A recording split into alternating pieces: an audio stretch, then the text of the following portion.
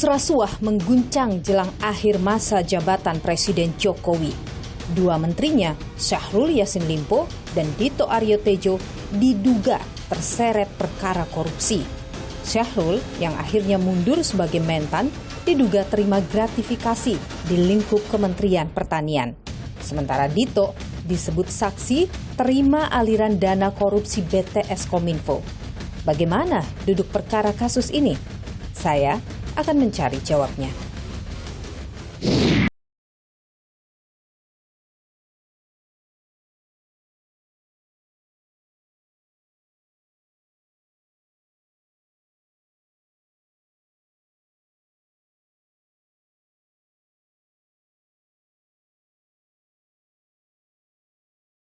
Ya, saya sudah dapat informasi. Saya capek banget, sebentar saya baru pulang.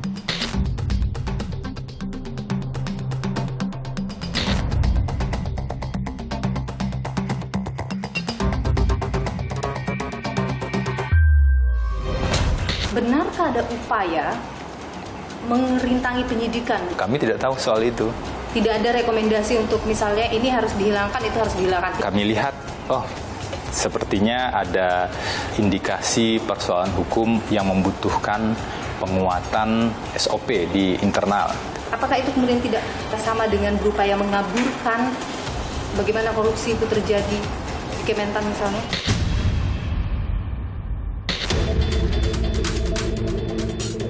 Ada penemuan uang 30 miliar itu di rumah klien Anda, Pak Syahrul. Uang apa itu?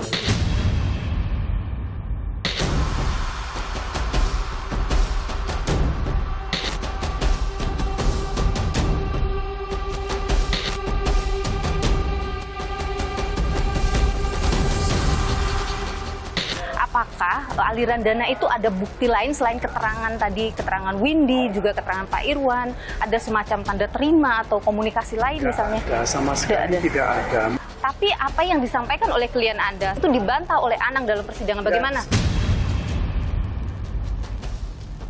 Waktu itu Dito yang berinisiatif untuk mau mengamankan kasus atau pihak lain yang minta Dito mengamankan kasus?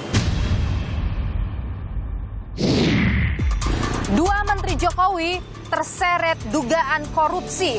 Menteri Pertanian Syahrul Yassin Limpo dan Menteri Pemuda dan Olahraga Dito Aryo Tejo.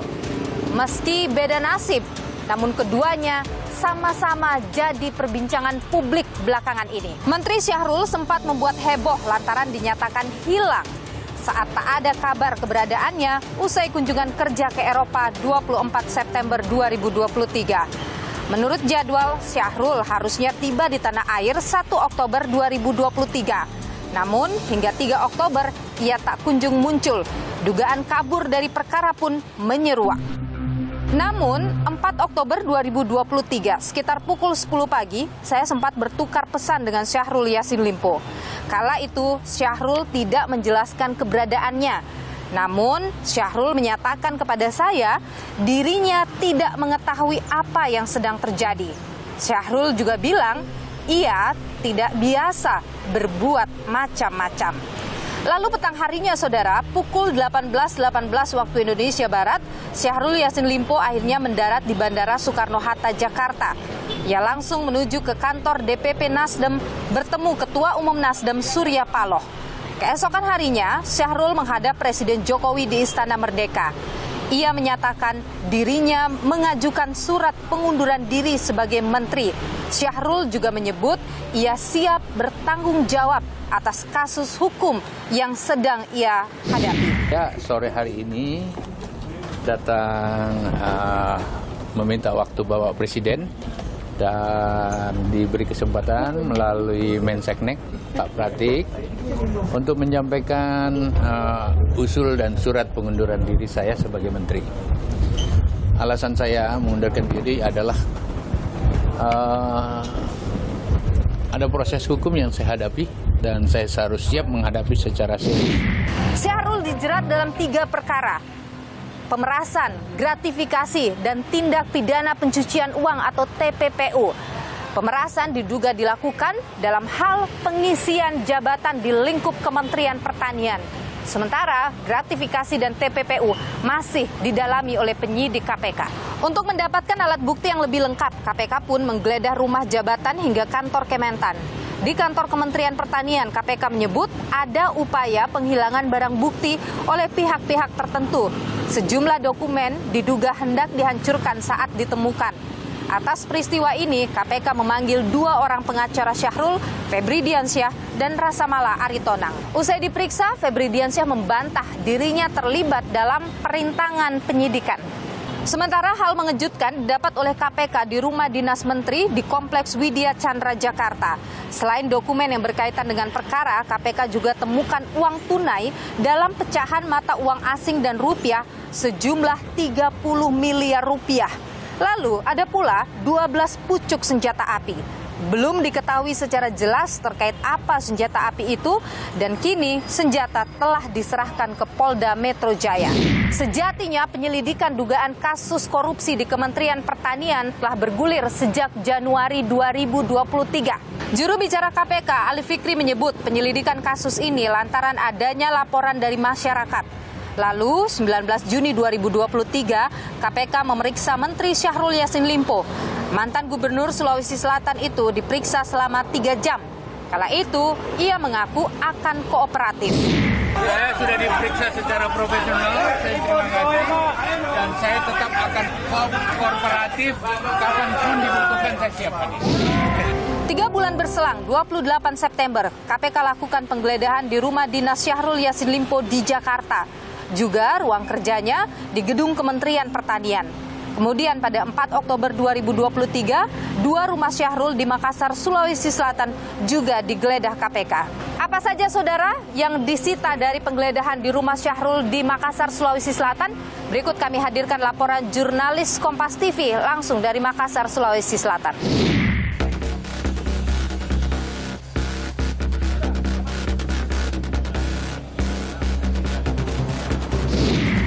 Saudara, di belakang saya adalah rumah mantan Menteri Pertanian Syahrul Yassin Limpo yang baru-baru saja mengundurkan diri.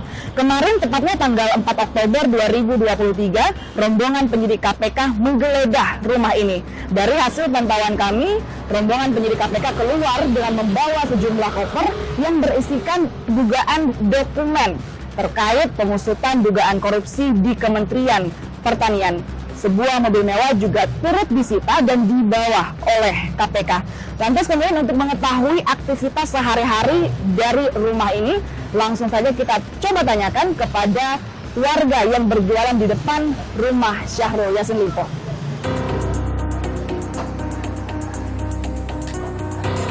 Siapa saja sih Pak yang tinggal di rumah ini? Tidak ada orang. Kalau untuk sosok Syahrul sendiri, apakah sering keluar masuk?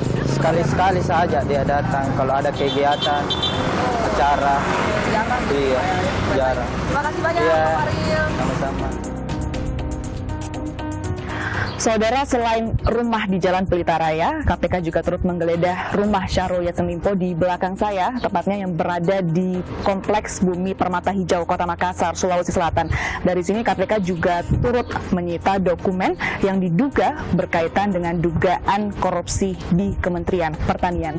Saya Linda Wirawan, Arif Tirtana, Kompas TV, Makassar, Sulawesi Selatan. Hal mengejutkan lain yang juga mengiringi kasus dugaan korupsi di Kementerian Pertanian adalah adanya dugaan pemerasan yang dilakukan oleh pimpinan KPK kepada mantan Syahrul Yassin Limpo. Dalam dokumen yang kami terima, ada pemanggilan oleh Polda Metro Jaya pada ajudan dan sopir Syahrul Yassin Limpo atas nama Heri dan Panji Haryanto. Pemanggilan ini dilakukan pada Agustus 2023 dalam rangka permintaan keterangan terkait dugaan pemerasan oleh pimpinan KPK dalam penanganan perkara di Kementerian Pertanian. Syahrul pun diketahui sempat menyambangi Polda Metro Jaya untuk memberikan keterangan terkait hal tersebut. Lantas, benarkah ada pemerasan oleh pimpinan KPK dalam penanganan perkara di Kementerian Pertanian? Apalagi kalau seandainya ada isu bahwa menerima sesuatu sejumlah $1 miliar itu saya baca kan. Nah, itu. Saya pastikan itu tidak ada. Ya, saya pastikan tidak ada. Bawanya itu $1 miliar banyak loh itu. Ya, itu satu. Kedua, siapa yang mau ngasih uang 1 miliar dolar? Meski kabarnya KPK telah menetapkan Syahrul Yassin Limpo sebagai tersangka, namun hingga kini Syahrul belum dipanggil oleh KPK.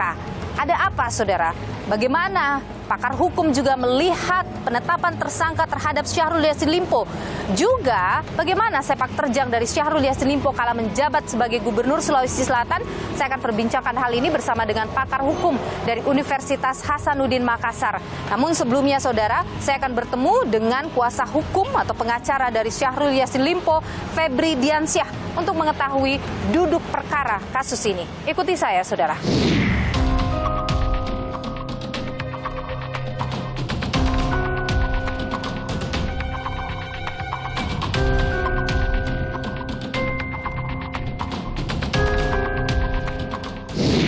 Saya sudah bersama dengan Febri Diansyah, pengacara atau kuasa hukum dari Syahrul Yassin Limpo, Menteri Pertanian yang baru saja juga sudah mengundurkan diri sebagai Menteri. Bung Febri, terima kasih sudah bersama Nilu. Sehat selalu. Amin, sehat selalu. Sudah ada panggilan kah untuk Pak Syahrul dari KPK? Sampai sebelum wawancara ini tadi saya cek belum ada surat panggilan dari KPK. SPDP-nya sudah diterima kan oleh Pak Syahrul ya? SPDP-nya waktu itu dikirimkan ke rumah dinas sepertinya. Okay. Kalau Pak Syahrul sendiri terakhir kami ketemu waktu di kantor DPP Nasdem pada saat itu beliau belum menerima secara resmi. Oke, jadi waktu terakhir kemarin belum menerima secara resmi. Belum menerima secara resmi. Waktu hari Kamis kemarin. Oke. Saya ingin tahu juga soal ini.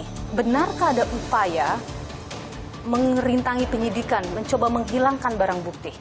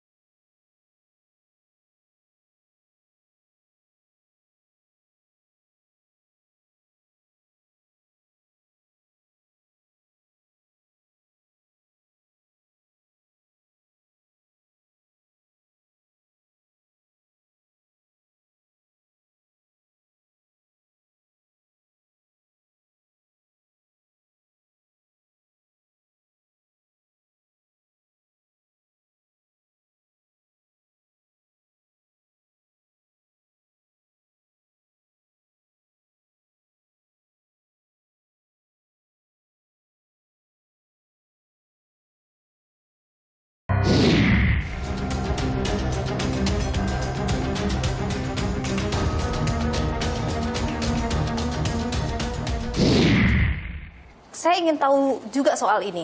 Benarkah ada upaya mengerintangi penyidikan, mencoba menghilangkan barang bukti?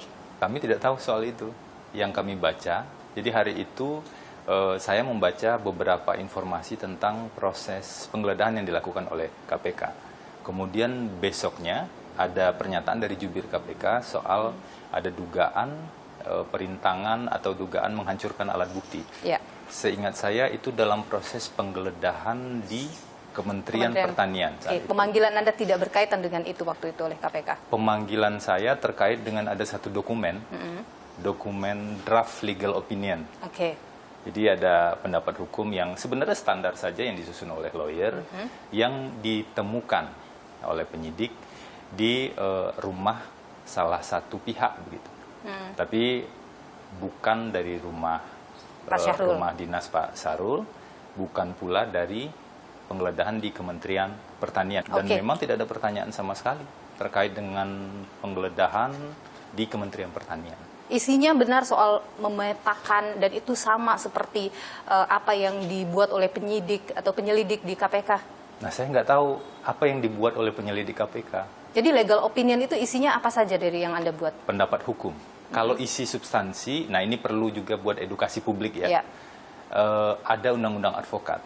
Undang-undang advokat itu mengatur di pasal 19, ada kewajiban bagi kami untuk merahasiakan dokumen-dokumen atau informasi yang diberikan oleh klien terkait dengan kebutuhan pembelaan. Dan bahkan kalau dibaca lagi ayat 2-nya, seluruh dokumen-dokumen tersebut tidak boleh diperiksa apalagi disita. Ada 9 poin benar? Rekomendasi akhirnya? Iya. Jadi setelah kami petakan, ketika konsultasi hukum dilakukan itu kan kami memetakan. Ada beberapa persoalan. Dari seluruh persoalan yang teridentifikasi itu, yang pertama kali kami lakukan adalah mensistematisir. Jadi dikelompokkanlah. Oh, ini data-data atau informasi yang disampaikan terkait dengan kelompok A, kelompok B, atau kelompok C. Setelah mensistematisir itu, kami melihat dan menguji apa alat ujinya. Pisau analisis yang kami gunakan adalah Undang-Undang Tindak Pidana Korupsi. Dan harusnya memang, kami pikir memang itulah tugas seorang lawyer untuk bisa memetakan dan kemudian memberikan informasi apa adanya pada klien. Tidak ada rekomendasi untuk misalnya ini harus dihilangkan, itu harus dihilangkan. Tidak ada itu? Tidak boleh dan tidak ada. Justru kalau kita bicara soal rekomendasi, tadi kan kami petakan ada beberapa ya. Kami lihat, sepertinya ada indikasi persoalan hukum yang membutuhkan penguatan SOP di internal. Agar proses lebih jelas tahapannya, agar jangka waktu lebih tepat diukur, dan juga agar tahu siapa yang mestinya bertanggung jawab untuk melakukan apa. Itu contohnya. Apakah itu kemudian tidak berupaya sama dengan berupaya mengaburkan bagaimana korupsi itu terjadi di Kementan misalnya? Justru itu membuat terang sebenarnya. Membuat terang masalahnya apa, solusinya apa. 3 dugaan. Ada pemerasan, gratifikasi, TPPU. Karena Anda sudah melakukan pemetaan dan lain sebagainya. Cukup kuat 3 hal itu benar-benar bisa dikenakan kepada Syahrul Yassin Limpo. Seseorang yang dituduh, dia punya hak untuk tahu apa tuduhan yang dilakukan oleh penegak hukum terhadap dirinya. 3 perkara itu? Kapan Pak Syahrul Yassin Limpo diperiksa? Di penyelidikan. Di penyelidikan hanya beberapa pertanyaan-pertanyaan. Pertanyaan-pertanyaan waktu penyelidikan itu apa? Sudah disampaikan tentu ke Anda? Sudah disampaikan, tapi tentu saja itu tidak tepat kalau saya informasikan lebih lanjut. Dan pertanyaan-pertanyaan itu berkaitan tidak dengan perkara ini? Hanya sifatnya secara umum. Secara umum itu bagaimana maksudnya? Tentu nggak bisa kami sampaikan secara detail ya. Kalau secara umum artinya itu mungkin pertanyaan-pertanyaan yang sifatnya apakah ada melakukan sesuatu atau tidak, begitu kan? Tahu atau tidak, mendengar atau tidak, seperti yang itu jadi kira-kira. soal adalah hak tadi kan muncul kalau di KUHAP ya, itu di dalam proses misalnya penyidikan atau proses yang lebih lanjut. Sekarang kan Pak Sahrul belum dipanggil.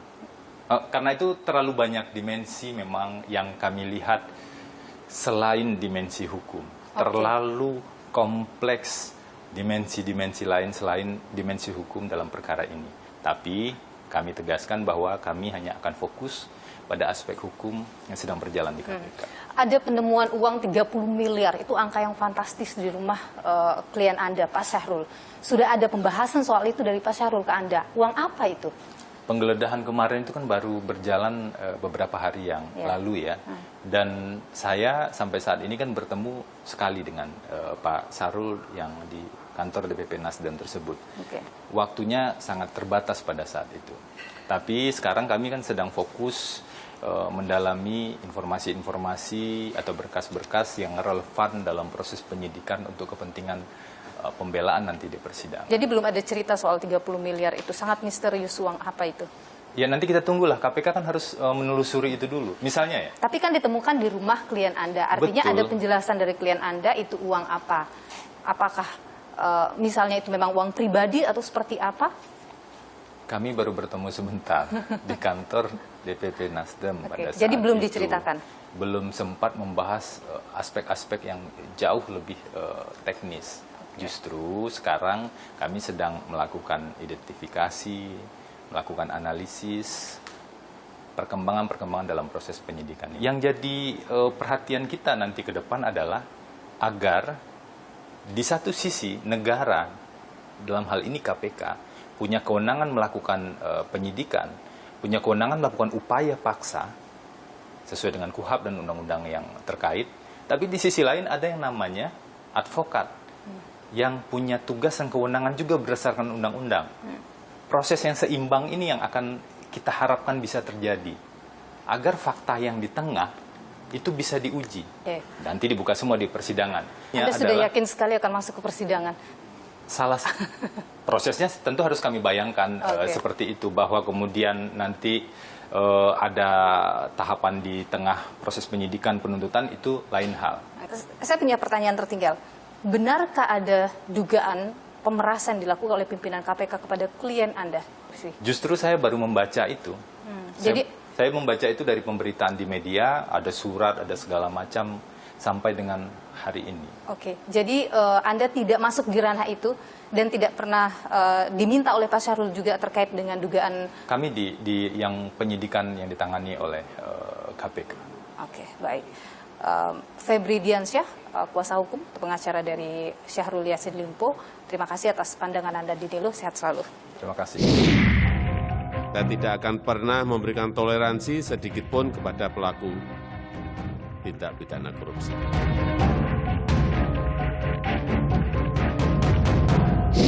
Saudara, bagaimana sebenarnya sepak terjang seorang Syahrul Yassin Limpo, Menteri Pertanian yang baru saja mengundurkan diri, yang juga pernah menjabat sebagai Gubernur Sulawesi Selatan selama 2 periode.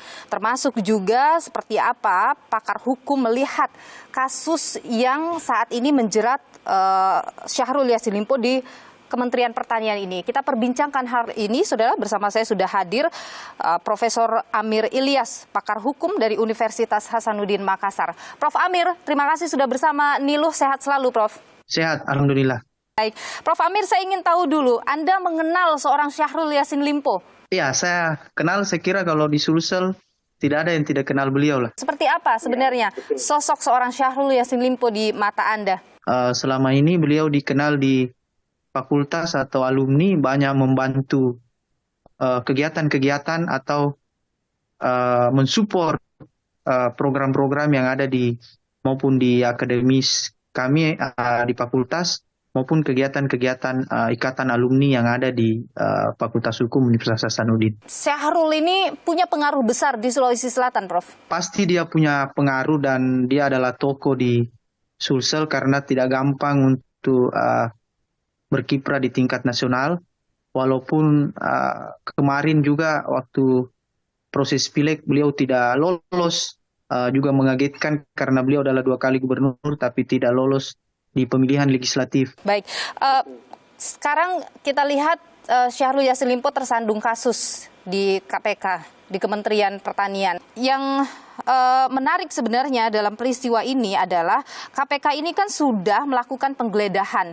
di Jakarta di rumah dinas, di kantor Kementan, di rumah di Makassar ada 2 yang dilakukan di penggeledahan. Ada barang bukti yang disita, ada dokumen, ada mobil dari Makassar.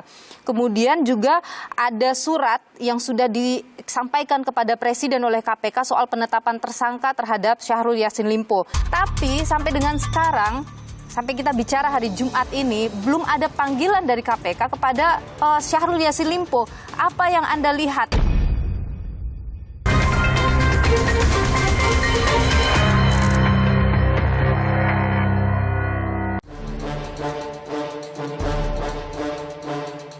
Untuk menyampaikan usul dan surat pengunduran diri saya sebagai menteri.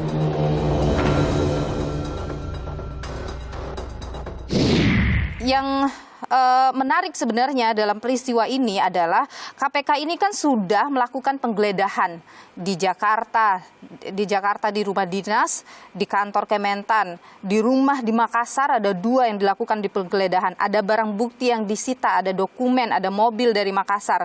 Kemudian juga ada surat yang sudah disampaikan kepada Presiden oleh KPK soal penetapan tersangka terhadap Syahrul Yassin Limpo. Tapi sampai dengan sekarang, sampai kita bicara hari Jumat ini, belum ada panggilan dari KPK kepada Syahrul Yassin Limpo. Apa yang Anda lihat? Jadi kalau menurut saya KPK sangat hati-hati karena kemungkinan besar yang pertama adalah buktinya harus dia perkuat memang.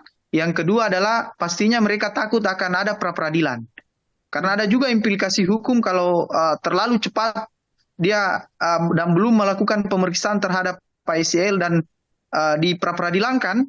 Bisa juga dimenangkan. Akhirnya kan KPK sendiri yang malu. Itu pernah terjadi? Cuma, ya, dalam beberapa kasus kita lihat beberapa kasus tersangka korupsi itu KPK kalah dalam pra-peradilan. Misalnya, Prof, karena kekurangan yang Anda ketahui. Misalnya kasus Budi Gunawan, kemudian kasus Pak Dahlan Iskan, itu banyak beberapa kasus yang KPK sudah kalah dalam pra-peradilan. Kalau menurut saya ini kan sudah jadi perhatian publik, harusnya KPK sudah tampil memperjelas status daripada Pak SYL dan kawan-kawan ini. Ini sudah tidak normal menurut saya karena dari Pak SYL tiba ini sudah hari Jumat. Iya. Ini belum ada press release resmi dari KPK apa betul tentang ada suap yang mengarah ke pimpinan KPK. Apakah ada nilai bargaining dengan pelaporan pimpinan KPK ke Polda Metro atau tidak, itu yang kita tidak tahu. Tapi Prof, begini, ketika misalnya benar terjadi ada kasus pemerasan itu yang dilakukan oleh pimpinan KPK kepada Syahrul Yassin Limpo, artinya Syahrul Yassin Limpo bisa dikenakan dalam 2 perkara. Yang satu di KPK, yang kemudian dia sebagai penerima suap, yang satu sebagai pemberi suap. Dan itu bisa berjalan beriringan, Prof. Iya, kalau hemat saya, kedua kasus tersebut, suap di lingkup Kementan, suap terhadap seorang pimpinan KPK, ya dua-duanya harus jalan proses hukumnya. Tidak boleh di antara keduanya saling menegasikan. Okay. Kenapa? Di antara tidak boleh pula yang demikian menjadi alasan penghentian penyidikan. Okay. Kemudian yang kedua, sekali kasus ini sudah dibuka di publik, ya harus transparan saya kira. Proses penegakan hukumnya, Menteri dan pimpinan KPK di negeri ini tidak ada yang saya kira kebal hukum. Semua sama di depan hukum. Jangan sampai itu terjadi, karena dua-duanya adalah tindak pidana korupsi. Dan korupsi adalah extraordinary crime. Dan itu harus benar-benar dibuat transparan. Profesor Amir Ilyas, pakar hukum dari Universitas Hasanuddin Makassar. Terima kasih atas pandangan Anda di Niluh. Sehat selalu, Prof. Sehat. Makasih banyak. Sama kayak di BAP kok, semua sudah saya klarifikasi juga.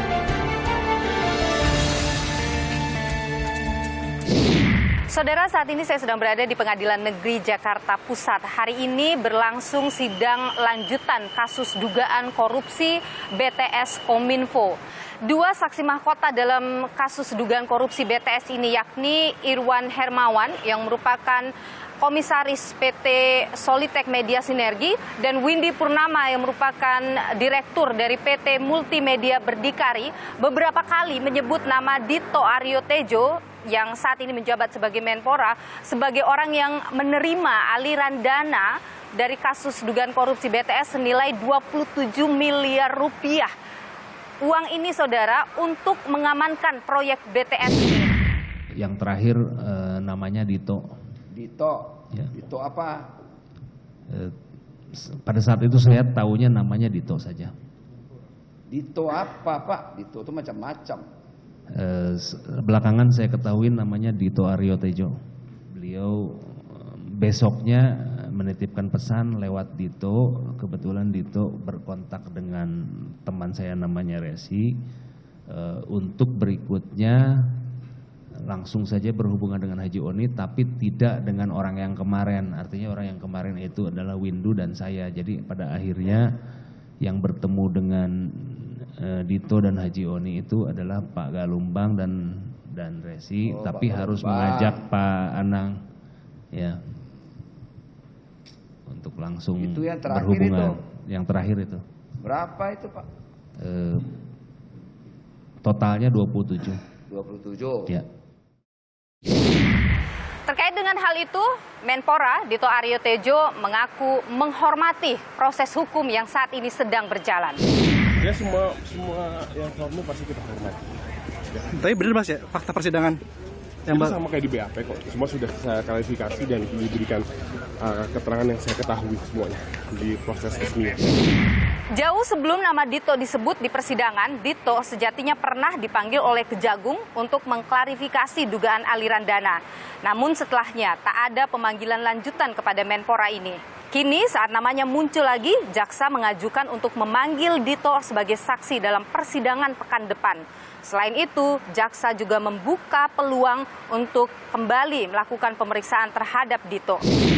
Ya, kita akan mengembangkan jika ada alat bukti yang cukup di perkara ini. Apakah nanti akan dipanggil ketika ada keterangan-keterangan lain ya yang menunjuk kepada salah satu saksi yang sudah kita periksa, kita akan klarifikasi kembali. Saya, saudara, akan bertemu dengan Magdir Ismail. Selain itu, saya juga akan coba untuk bisa berkomunikasi langsung dengan Irwan maupun Windy terkait dengan disebutnya nama Dito dalam dugaan penerima aliran dana dari korupsi menara BTS Kominfo ini. Termasuk juga saya akan tanyakan soal uang 27 miliar rupiah yang pernah dikembalikan Magdir kepada Kejaksaan Agung yang sampai dengan hari ini masih misterius siapa empunya. Benarkah kemudian itu adalah uang yang diantarkan kepada Magdir oleh orang suruhan dari Menpora saat ini, Dito Aryo Tejo? Ikuti saya, saudara. Waktu itu Dito yang berinisiatif untuk mau mengamankan kasus atau pihak lain yang minta Dito mengamankan kasus?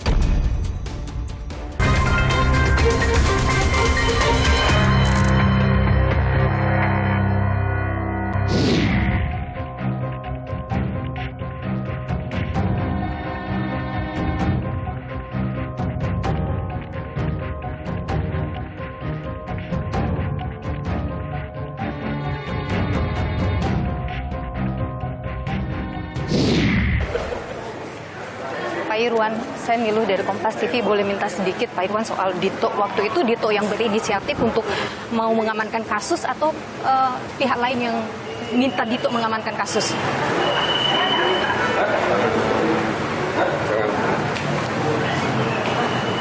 Dari Ditonya yang mau atau bagaimana, Pak?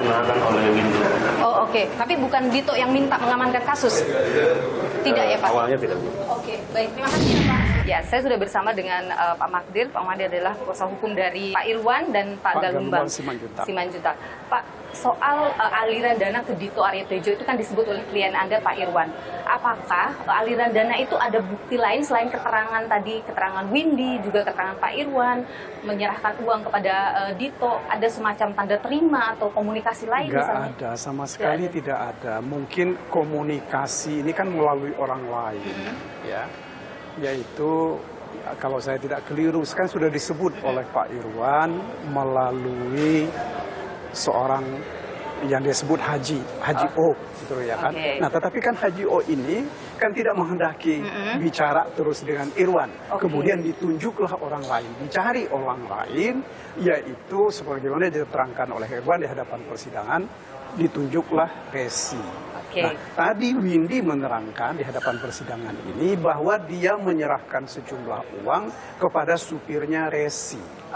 Problem kita adalah apakah memang uang ini yang diserahkan kepada Resi dan kemudian oleh Resi diserahkan kepada orang lain itu. Dan sayangnya Resi tidak hadir dalam persidangan kali ini. Sayangnya Resi belum hadir. Berarti saat ini informasi soal ini adalah benar bahwa Irwan diperintahkan untuk menyetor uang, tapi apakah uang itu sampai benar kepada Dito? Di situ terputus. Dan klien Anda tidak tahu itu? Tidak tahu. Tapi sepengetahuan Anda, klien Anda diperintahkan menyerahkan uang kan untuk mengamankan kasus ya? Jadi begini, ini kan semua orang kan panik menghadapi kasus yang besar seperti ini. Apalagi kan pekerjaan belum sampai berapa persen. Gitu. Kekhawatiran bahwa ini tidak akan selesai dan akan menjadi masalah, itu kan bukan hanya pada Pak Anang sebagai pimpinan proyek gitu ya, tetapi juga dari para pelaksana. Nah, sehingga kemudian ya itulah yang terjadi bahwa mereka kutip uang, kumpulin duit untuk amankan. Bayar ke sana ke sini untuk amankan kasus ini. Itu berarti bukan atas permintaan Dito uang itu ya, tapi atas inisiasi bersama. Atas inisiasi, saya nggak tahu bagaimana munculnya nama itu. Ya. Kita belum pernah dengar soalnya. Karena Irwan sendiri kan dia tidak berhubungan langsung, gitu, ya. Tetapi dia berhubungan dengan pihak yang lain. Dan setelah proses penyerahan uang itu, klien Anda tidak pernah berkomunikasi dengan Dito ya? Tidak pernah. Jadi karena kan begini kan yang dianggap bahwa itu kan sudah diserahkan oleh pihak yang lain, ya mereka sepertinya saling percaya aja. Tidak pernah bicara, tidak pernah ketemu juga? Tidak pernah ketemu. Dengan Dito ya? Tapi apa yang disampaikan oleh klien Anda soal perintah dari Anang Latif untuk menyerahkan uang ke sini, untuk mengumpulkan uang begini dan sebagainya, itu dibantah oleh Anang dalam persidangan. Bagaimana? Saya kira begini, yang menjadi persoalan pokok siapa sebenarnya yang punya kepentingan terhadap persoalan ini. Irwan tidak punya kepentingan, dia tidak ada urusannya dengan proyek. Galumbang tidak ada urusannya dengan proyek. Windy juga begitu. Satu-satunya orang yang berkepentingan besar adalah Anang sebagai dirut bakti pemilik proyek. Jadi Anang ngeles saja menurut Anda? Ya, saya nggak tahu apa dibalik ngelesnya Anang. Ya, tapi mudah-mudahan bahwa ini adalah sesuatu yang memang dia anggap perlu untuk dirinya sendiri. Baik. Soal uang 27 miliar yang pernah menghebohkan kita semua yang Anda bawa ke Kejagung, itu sudah ketahuan sekarang Pak siapa yang punya? Sampai sekarang saya sendiri belum tahu secara persis. Itu kronologinya gimana waktu itu? Jadi begini, kan pada hari persidangan kalau saya nggak salah, ketika kami hendak mendengarkan surat dakwaan dibacakan, saya ditelepon oleh salah seorang lawyer dari kantor karena dia belum datang, belum sampai ke pengadilan, mengatakan bahwa ada orang membawa uang nilainya segini. Nah, saya bilang dari siapa? Disampaikan kepada saya bahwa ini orang menyebut dirinya akan membantu Irwan ya dalam urusan pengembalian uang pengganti. Ya saya pikir ya saya bilang kepada kawan-kawan itu ya terima saja, hanya saja jangan ditaruh di kantor. Jangan juga dibawa ke tempat saya, ke rumah saya. Dan sampai sekarang Anda tidak tahu siapa namanya orang itu? Saya hanya dikasih tahu namanya Sur S. Tetapi siapa itu S? Saya tidak pernah tahu sampai sekarang, pun. Dan sampai sekarang tidak ada pihak yang menghubungi Anda. Tidak ada yang menghubungi saya. Oke, baik. Klien Anda begitu terbuka ya menyebut nama-nama siapa yang menerima aliran dana, bagaimana alur korupsi BTS itu berjalan dan sebagainya. Apa kompensasi hukum yang kemudian Anda harapkan terhadap klien Anda? Ya, karena begini, apapun juga, ini kan orang itu kan sebagai saksi atau sebagai terdakwa kan dia harus berkata jujur, berbicara apa adanya, menerangkan apa sesungguhnya yang terjadi. Nah, karena itulah dengan keterus-terangan itulah selalu dalam pertimbangan hakim itu dianggap hal yang meringankan. Oke. Nah, itu satu ya. Kemudian kedua, saya kira juga ini penting untuk kita semua, untuk semua banyak pihak, bahwa orang jujur itu masih ada, gitu loh. Ini juga yang kita tunjukkan, itu yang kita sampaikan betul kepada saudara Irwan. Tunjukkanlah bahwa kita ini orang jujur, kita bukan mau ngambil keuntungan dari proses. Oke, Pak Magdir, terima kasih. Magdir Ismail, penasihat hukum dari Galumbang Menak, dan juga Pak Irwan Hermawan. Sehat selalu, Pak Magdir. Makasih ya. Menteri Jokowi terjerat korupsi bukan kali pertama terjadi. Sejak periode pertamanya, sejumlah menterinya terjerat kasus rasuah. Lantas, sudahkah hukuman bagi para koruptor maksimal?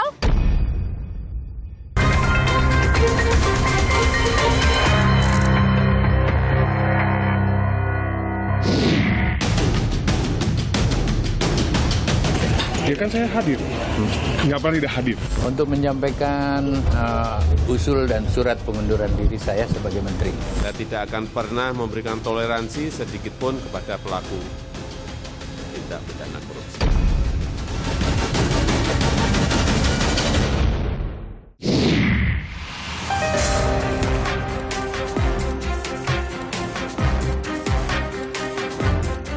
Jelang tutup buku akhir pemerintahan Presiden Jokowi, ternoda oleh kasus rasuah menteri kabinetnya. Teranyar, Menteri Pertanian Syahrul Yassin Limpo menjadi menteri ke-6 Jokowi yang terjerat kasus korupsi. Syahrul dinyatakan tersangka dalam kasus gratifikasi dan tindak pidana pencucian uang di lingkungan Kementerian Pertanian. Dalam 2 periode masa kepemimpinan Presiden Jokowi, tercatat sejumlah menteri terjerat kasus rasuah. Mantan Menteri Sosial Kabinet Kerja Idrus Marham menjadi menteri pertama Jokowi yang terjerat korupsi. Idrus kini telah menghirup udara bebas setelah menjalani 2 tahun vonis penjara atas kasus korupsi proyek pembangkit listrik tenaga uap PLTU Riau I. Mantan Menteri Pemuda dan Olahraga Imam Nahrawi, Imam didakwa menerima suap 11,5 miliar dan gratifikasi 8,64 miliar terkait percepatan pencairan dana hibah KONI. Imam divonis 7 tahun penjara. Mantan Menteri Kelautan dan Perikanan Edi Prabowo, Edi dianggap telah menerima suap terkait izin budidaya dan ekspor benih lobster sebesar 25,7 miliar. Edi divonis 9 tahun penjara, namun mendapat kasasi Mahkamah Agung menjadi 5 tahun penjara. Saat pandemi COVID-19 melanda, mantan Menteri Sosial di periode pemerintahan Jokowi kedua, Juliari Batubara, terbukti menerima suap pengadaan paket bansos COVID sebesar 32,48 miliar. Juliari divonis 12 tahun penjara. Terbaru, mantan Menteri Komunikasi dan Informatika Joni Plate didakwa korupsi penyediaan Base Transceiver Station atau BTS sebesar 8 triliun rupiah. Kini proses persidangan Plate tengah bergulir. Miris, padahal Presiden Jokowi telah berkali-kali ingatkan, jangan korupsi. Saya juga ingatkan kembali kepada jajaran aparat penegak hukum untuk menegakkan hukum yang seadil-adilnya tanpa pandang bulu dan tidak tebang pilih. Perilaku korupsi tak hanya merugikan negara secara material, namun juga bisa merusak mental generasi penerus bangsa. Sayangnya, hukuman bagi koruptor pada Kitab Undang-Undang Hukum Pidana (KUHP) justru lebih kecil dibandingkan pada Undang-Undang Pemberantasan Tindak Pidana Korupsi. Pidana penjara bagi koruptor dalam KUHP paling singkat 2 tahun dan paling lama 20 tahun. Sementara pidana denda paling sedikit 10 juta dan paling banyak 2 miliar rupiah. Hukuman mati yang tercantum pada Undang-Undang Tipikor justru ditiadakan pada KUHP. Lantas bagaimana masa depan penanganan korupsi di negeri ini? Politik pemberantasan korupsi kita ini sudah mulai melemah ketika Undang-Undang KPK itu diamendmen, direvisi. Ya. Kewenangan KPK semakin dipreteli, Dewan Pengawasnya ompong, tidak fungsional, pimpinan KPK tidak sesolid dan setangguh KPK sebelumnya.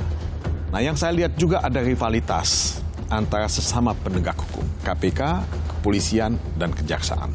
Padahal ketiga lembaga penegak hukum ini kan seharusnya punya sinergi, bekerja sama. Kalau kita ingin mendapatkan hasil pemberantasan korupsi yang optimal, Presiden Jokowi, ya, seharusnya dia bisa membuat legacy yang bagus buat bangsa ini, meninggalkan sejarah perjuangan pemberantasan korupsi yang bagus.